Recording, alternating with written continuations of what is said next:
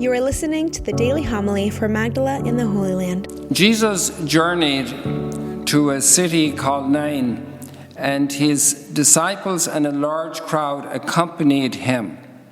As he drew near to the gate of the city, a man who had died was being carried out, and the only son of his mother, and she was a widow. A large crowd from the city was with her. When the Lord saw her, he was moved with pity for her and said to her, "Do not weep." He stepped forward and touched the coffin. At this, the bearers halted, and he said, "Young man, I tell you, arise." The dead man sat up and began to speak, and Jesus gave him to his mother. Fear seized them all, and they glorified God, exclaiming, "A great prophet has arisen in our midst, and God has visited his people."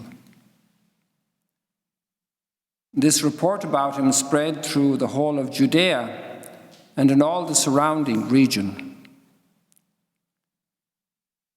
The Gospel of the Lord. Praise to you, Lord Jesus Christ.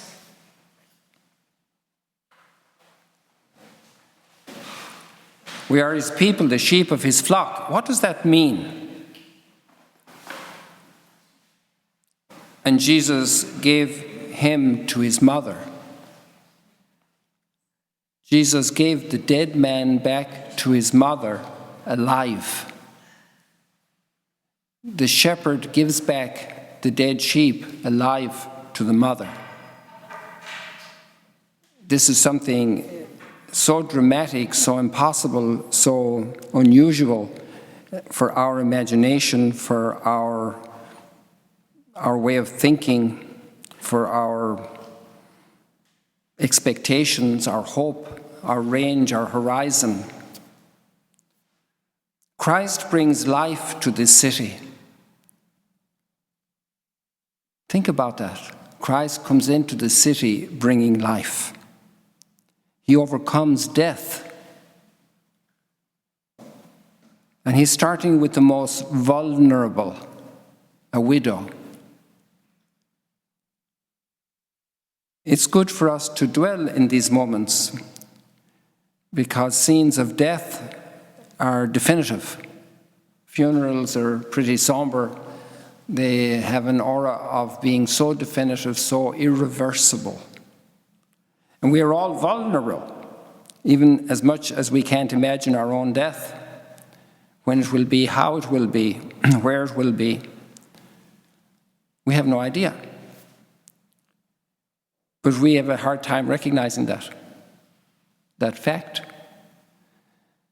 At Nain, there's a nice marker on the road there when you're driving along, not too far from Mount Tabor, and there's a McDonald's on the side road going in from the main road into Nain.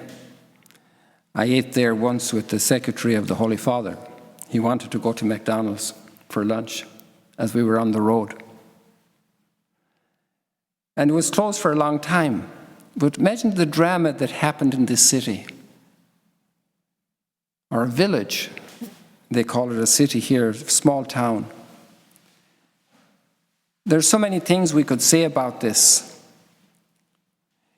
And we need to be ready for our death. And that's why we're taking today the prayers for a happy death. Seems like a total contradiction, a happy death.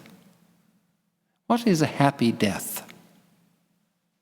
We know that Jesus doesn't show up in every house for every widow with each of her children who are lost, who are dead. And we know the scenes of death parade the television screens. If it's not in reality, it's in movies.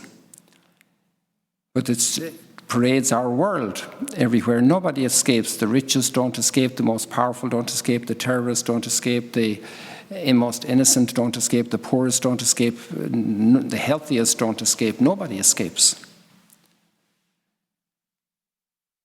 The first reading teaches us something else. It teaches us also to be ready for death. because it says, do your part to bring life. Don't be a drone. Do your part to bring life.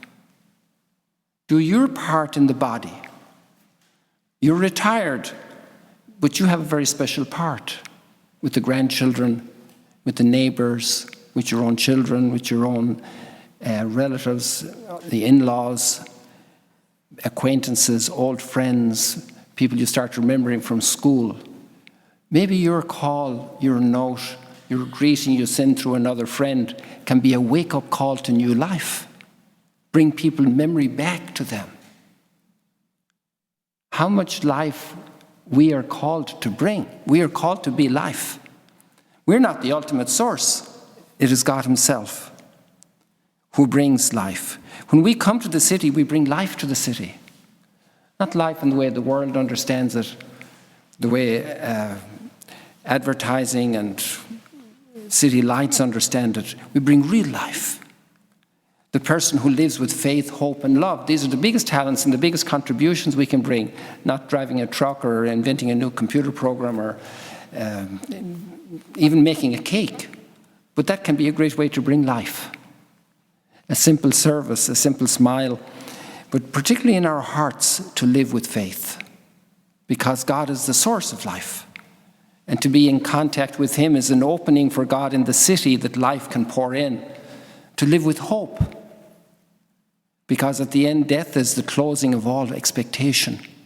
But hope transcends those limitations. To live with love, to lay down our lives. This is my body given up for you.